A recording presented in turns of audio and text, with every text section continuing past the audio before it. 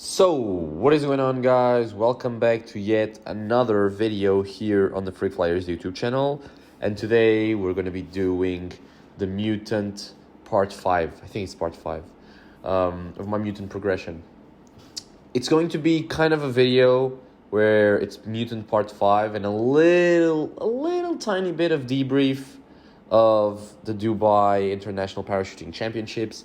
Simply because the only rounds worth debriefing are the ones that also directly correlate to the Mutant progression.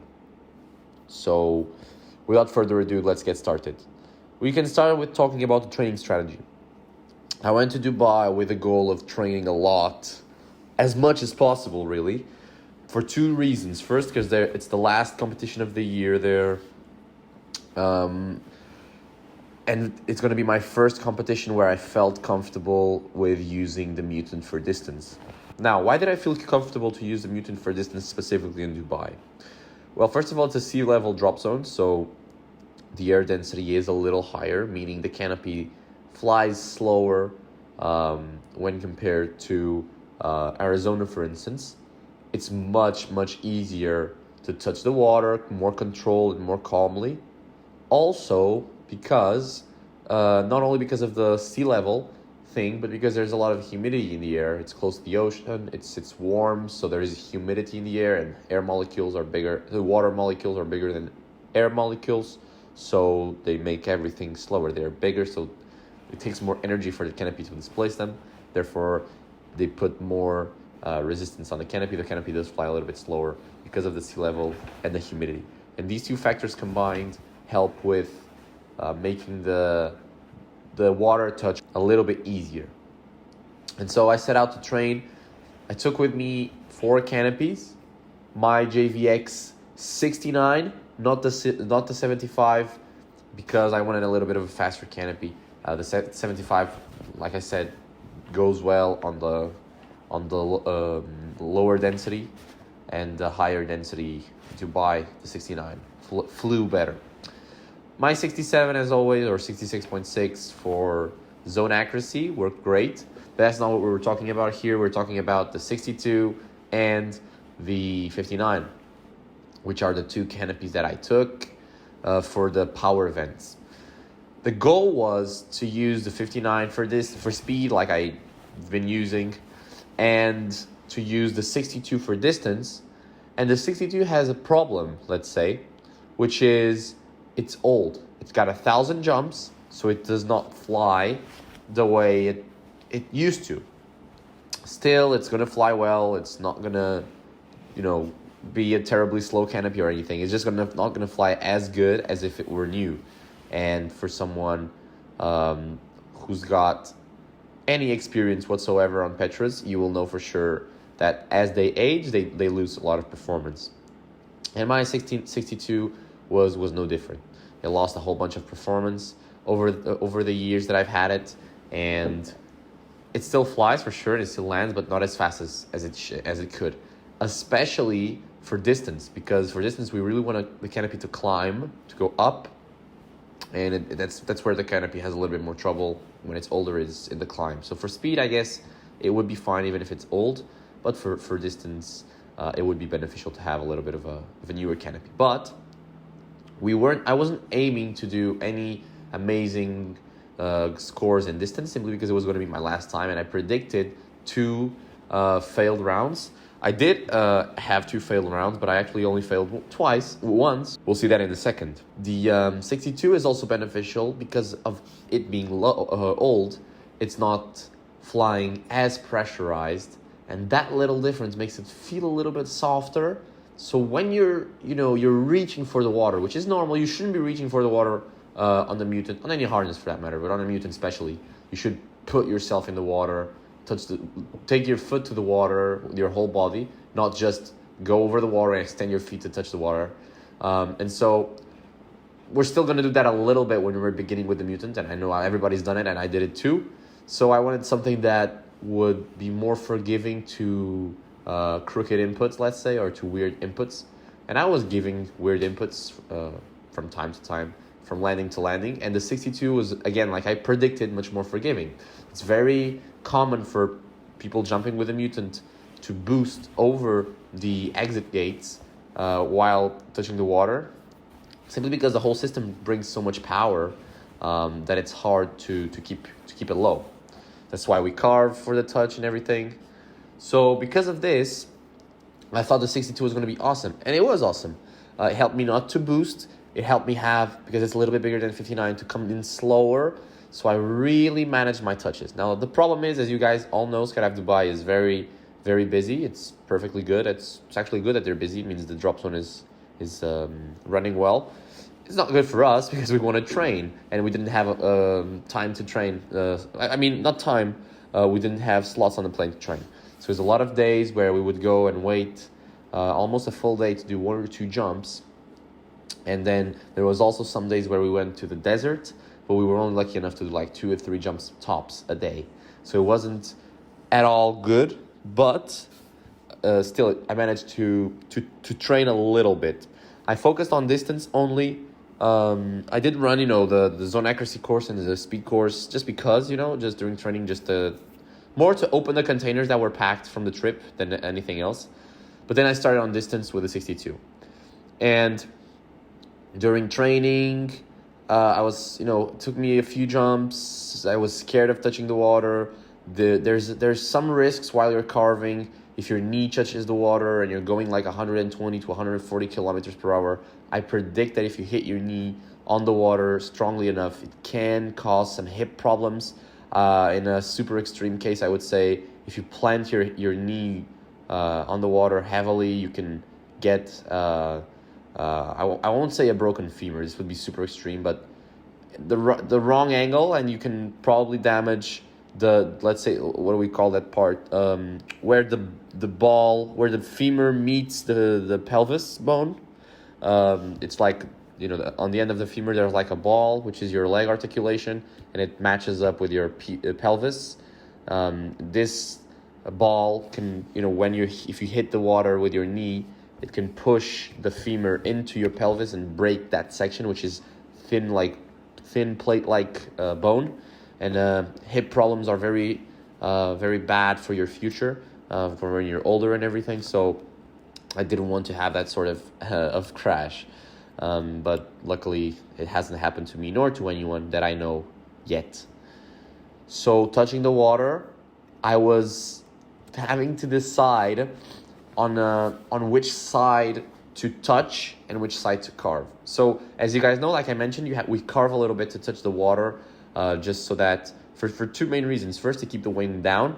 Second, so that the lowest point of our whole body is our foot, because if you look at a Mutant, the lowest part is actually your butt, and if you carve, your butt will be swung to the side and your foot will actually be closer to the water, so it's a little bit less risky. But sometimes you hit your butt on the water, it's normal. Sometimes the whole side of your body you hit on the water. And so I had to decide, because my natural carving direction, so if you tell me to carve anyway, I would rather carve left than to carve right. And yes, I've competed carving right many times, and we carve the course no problem at all. But our natural carving way, everybody has a natural way they want to carve, and to me, I like to carve to the left. It's like how I feel more natural.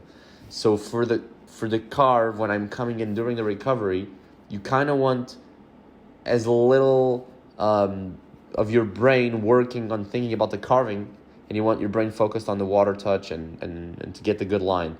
So if you're adding more and more things for your brain to do, so you're telling your brain, think about the side of carving because it's a new side and we have to counteract that, or think about this or think about that. It's all, getting together, adding up to trouble your brain and to cloud up your brain, let's say.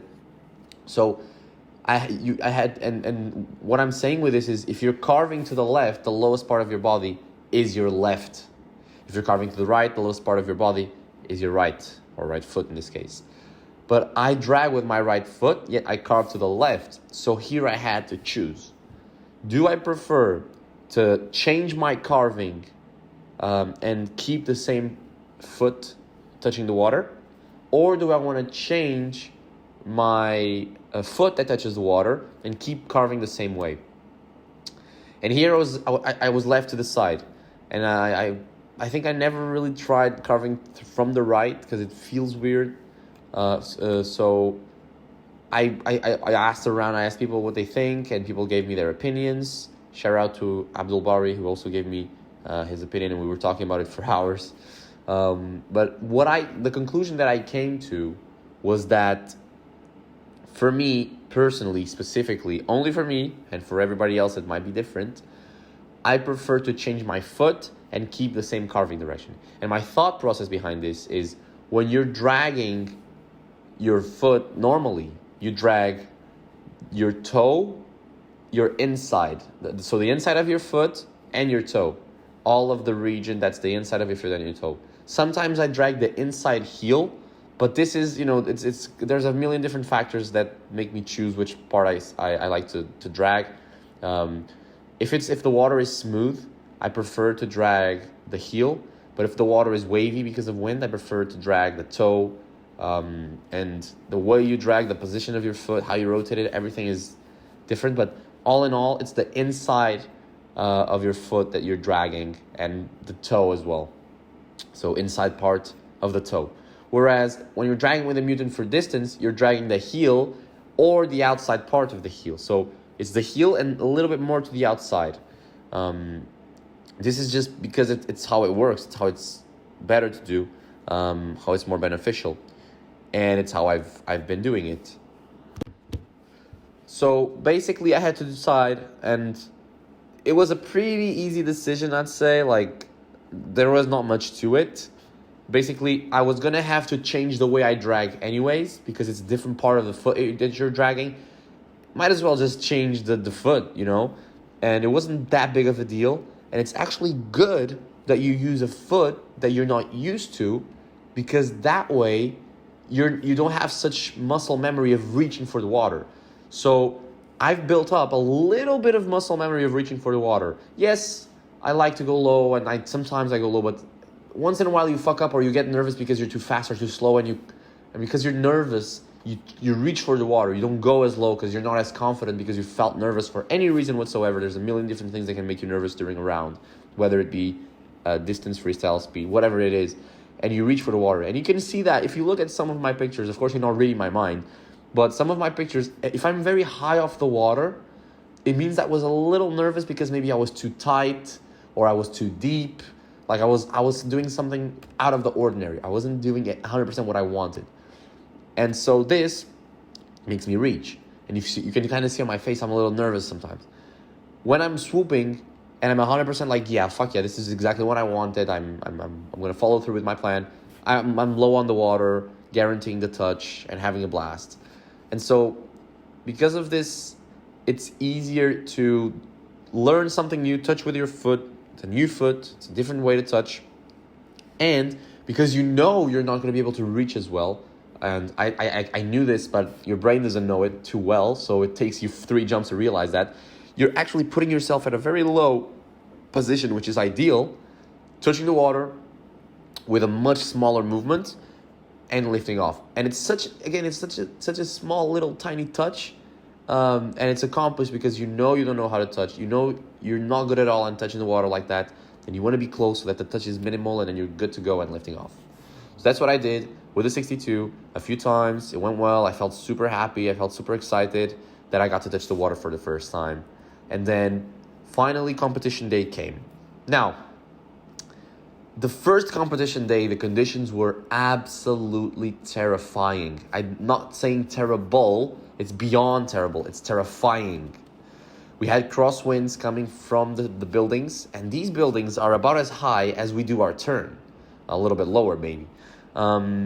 So during the whole turn, you're feeling turbulence, not just the recovery arc. It's when you're starting, when you're finishing, every moment of the turn, there's turbulence. Maybe super close to the ground, the turbulence kind of goes away, but even during the comp, there's so much stuff set up near the pond that there was turbulence all the way from the beginning to the landing. So during the first competition day, during the first competition day and during the last training day, so last training day and then competition day, we had strong turbulent, bumpy crosswind.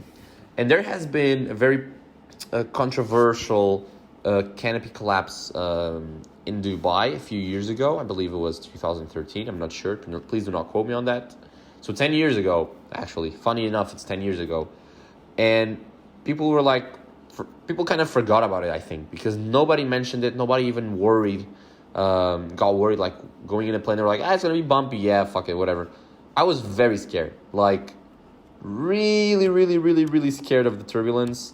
And I was predicting that there was going to be turbulence. And then when I started my turn, turbulence started shaking my canopy around. I believe there's a few videos where you can clearly see my canopy was not having a good time during the turn. And it's a tiny little canopy, very pressurized, flying very fast. So it's not the biggest turbulence sensitive canopy. Bigger canopies will maybe have a worse time. But I definitely felt scared. We did a few rounds of whatever you wanted, basically. But it was, I believe, first Zonac, then distance, then freestyle. And some speed as well. Like we did one jump of each or one or two jumps of each. And the speed round, I didn't even make the course. Like I was doing the turn, my canopy started shaking around like crazy. And you're flying a 59 going 160 kilometers per hour. If your canopy starts shaking around, I'm telling you, whoever you are, you're going to give up on the course. I gave up on the course, and it wasn't even the comp. So I just landed next to the course. So I did one training jump for speed. That I did when I got there the first day, and then I tried to do a second training jump on the last day, and I couldn't because I missed a course. But as you guys know, speed went really well. Distance, the training went good. Of course, it took me a few jumps to get it, and I was at a 50-50 success rate with distance with the Mutant. So I was like, okay, the speed that the 62 is giving me is still fast. So I don't feel that the 62 is like significantly slower than the 59. I'm not like, I'm with the 62. I'm super calm. I don't care. This is perfectly fine and slow. No, I still felt that the 62 was fast. Like it was fast. It felt that it was not so super slow compared to the 59, and I felt that I wasn't boosting. I wasn't having that problem with boosting. And problem with boosting is more for canopies above 62. I would say 62 still suffers from boosting up before the exit gate, but not as much as an old 62. So I wasn't having that problem. I thought, let me just go for the 59. So I put the 59 and I thought, I'm still going to be able to touch because I know I can touch. Like if I do it right, I'm going to be able to touch. And the 59 is less of a chance of me boosting. So it's a win-win situation. I have more speed. I'm going to go a little bit further. And I know I'm going to kind of fail once or twice. So might as well put in a big run so I feel good that I put a big run during my first Mutant comp, and so I was like, okay, let's do it. Fuck it, I don't care. So I got under my canopy, and I started a comp, and we did first 2 rounds of zone accuracy, again with a super crazy weather. They went absolutely horribly. Then we did 1 round of distance, which again, because of the crazy winds, crazy conditions, I had to toggle stab to save myself.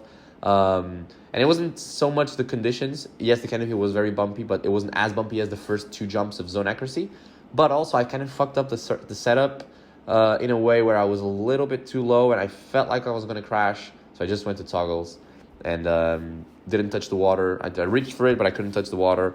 No problem at all. First Mutant comp, so I wasn't too sad about it.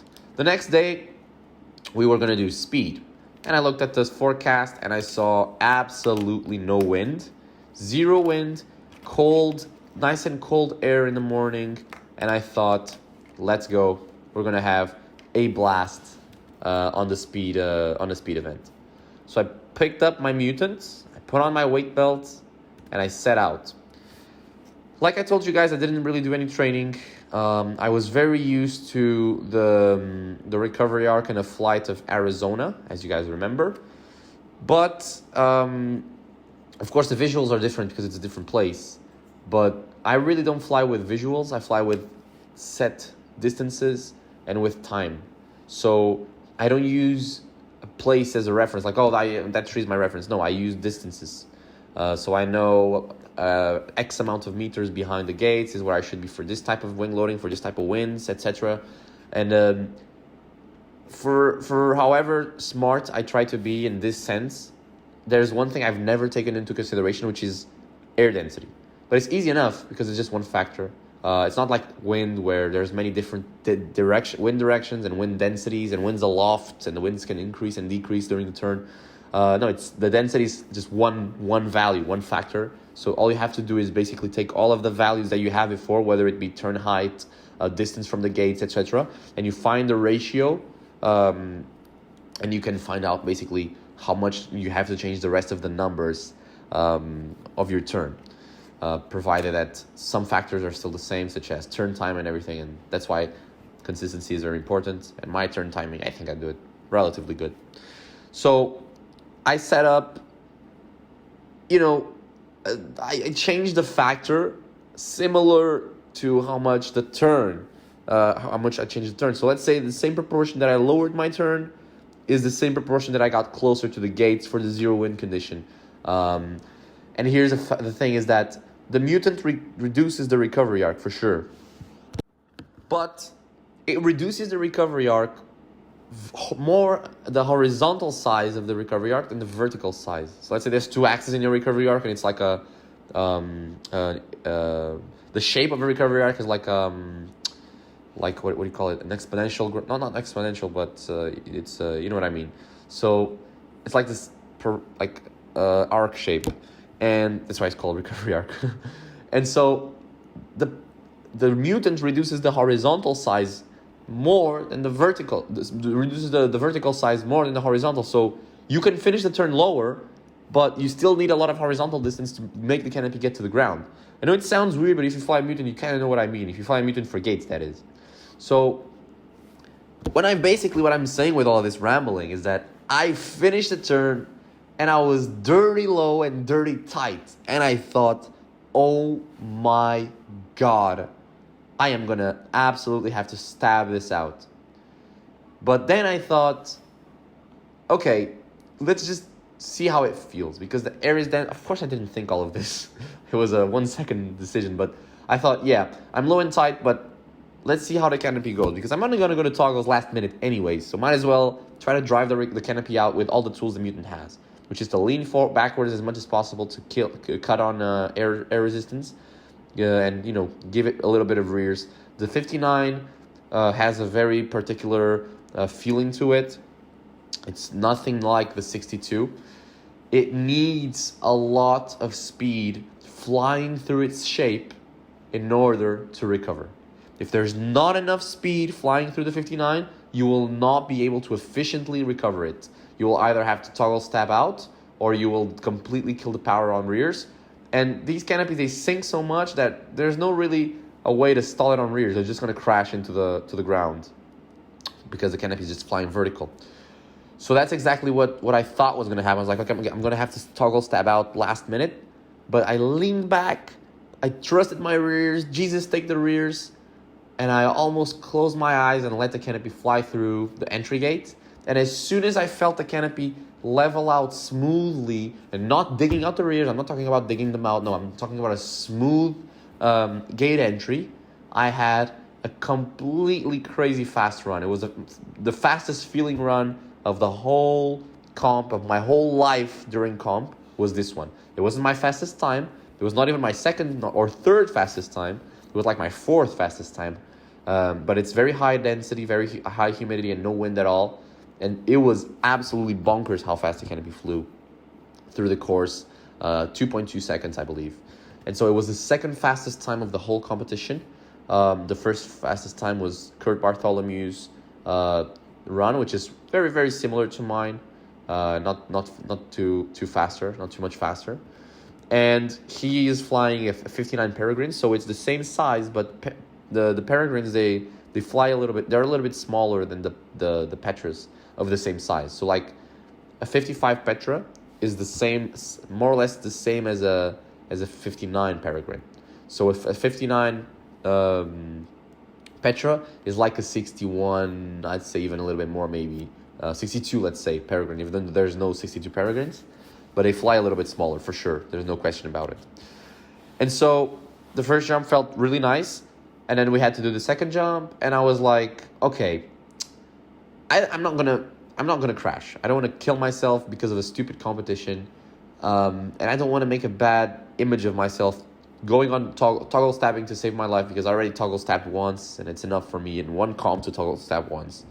So I backed up a little bit for the second round of speed. Still did a pretty decent run.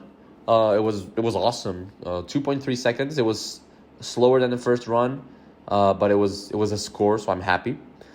And that put me in 4th place. And in that moment, so the day was over, and I had to go home. And I actually remember it being really funny, because I knew I was in 4th place.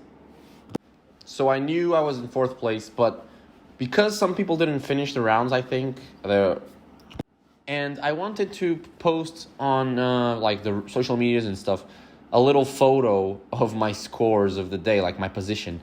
But it was always showing me as 2nd place. And I was like, yeah, it's fun. It's funny that it's showing me 2nd place, but it's going to give everybody false expectations, because I'm in 4th place.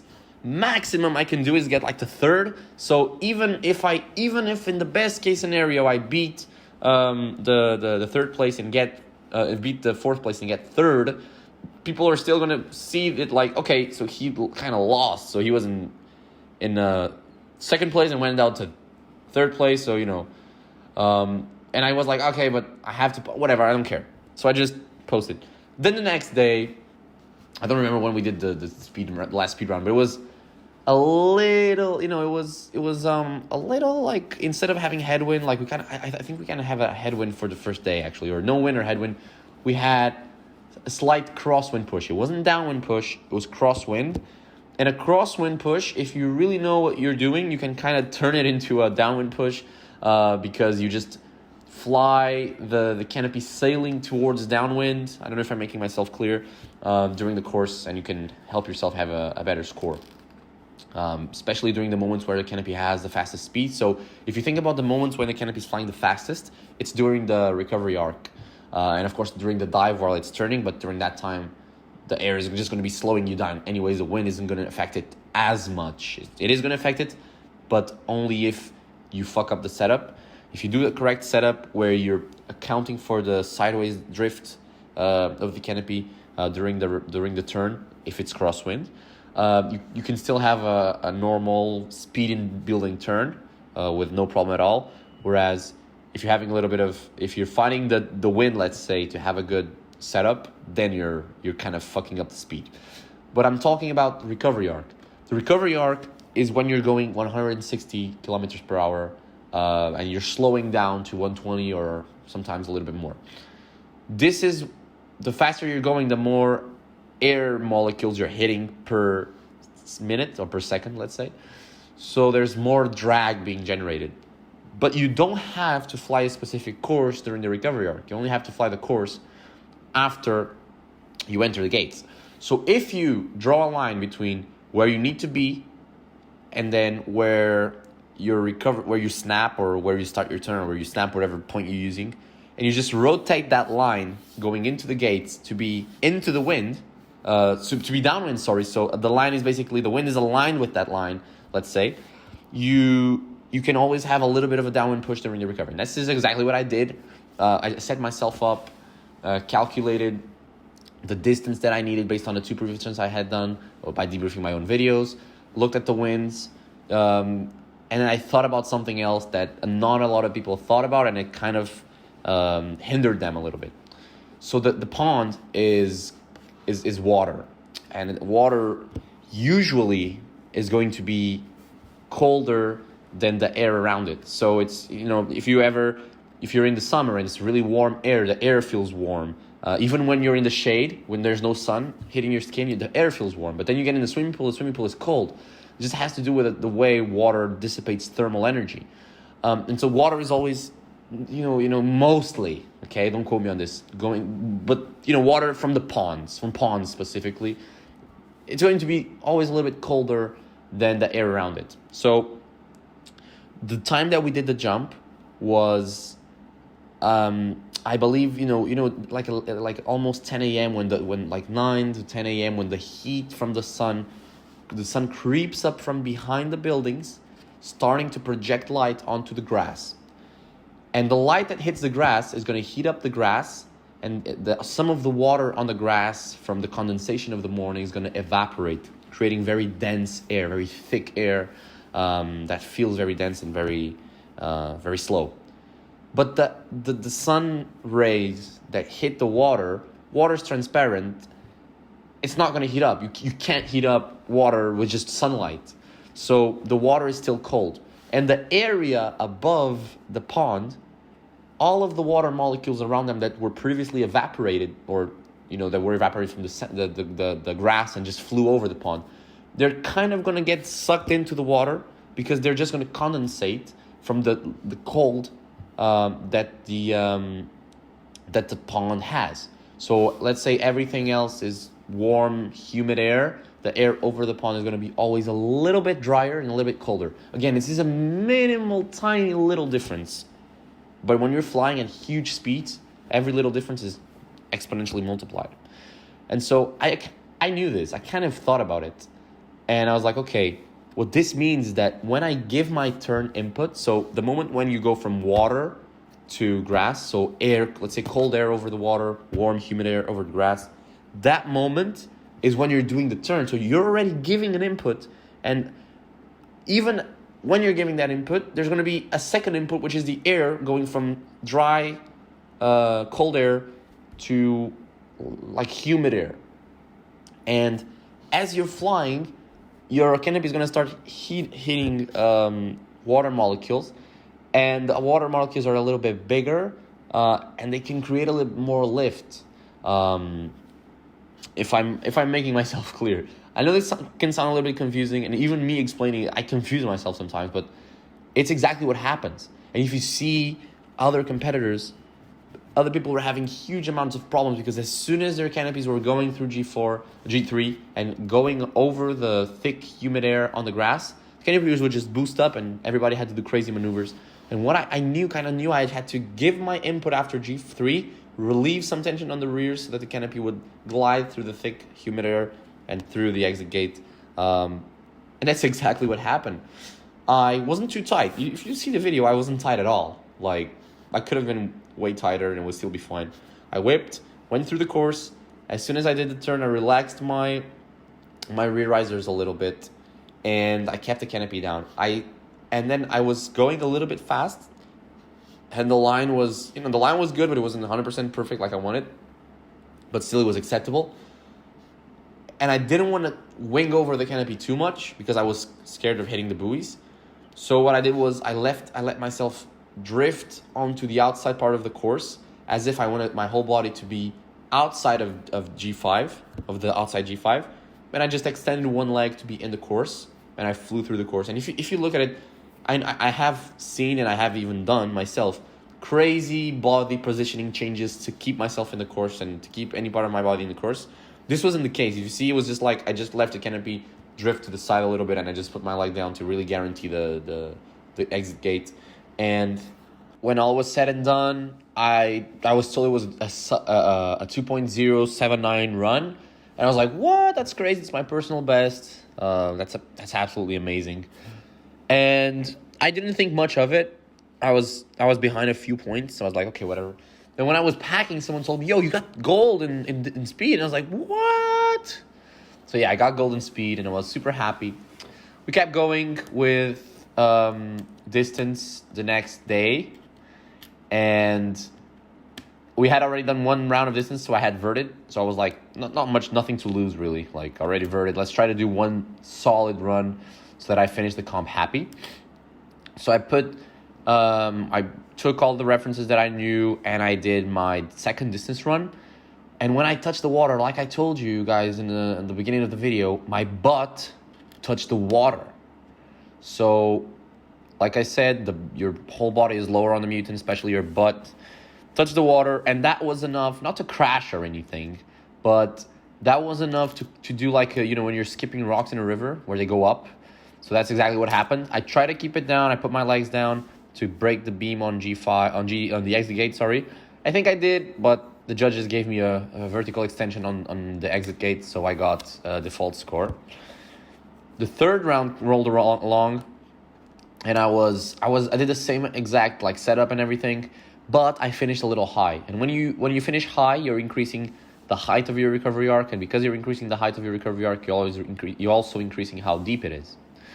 So basically, that's what happened was I thought I was gonna vert. I was too tight and was not gonna be able to touch the water. So I barely went in the gates, carving, touched the water. But in my brain, I touched after the gates, and it was right on the money, like right on the line that the judges count is where I touched. But I thought I failed. I didn't. I thought I touched after, so I even shook my head like, oh fuck. I could have gone a little bit further. I think I could have pushed it to the 150 meters. It was like 141, simply because I didn't climb that much. I just when I fail, all I want is to have as safe as a landing as possible. And this was one of the cases where I didn't know if I failed or not. I thought I had missed, but you lose nothing by giving it your best anyways, unless you're, of course, endangering yourself. But I didn't give it my best. I could have gone a little bit further, but I didn't because I thought I lost. I missed, but I didn't miss. I scored 141, which is a good score for my, not even 10th time touching the water with a Mutant. So I was very happy with that. With that being said, guys, this was a longer video. Again, because it was very exciting. It was my first gold medal in an international FAI event. I feel super proud of myself, and I want to keep going. I want to keep slowly, step by step, improving my performance, and we'll see how the next season goes. For now, the competition season for swooping is over. I get to enjoy the extreme cold of working tandems in the winter and working camera flying in the winter. This has been it, guys. If you have any questions or complimentary information, you can add them in the comment section down below. And as always, I will see you guys next time.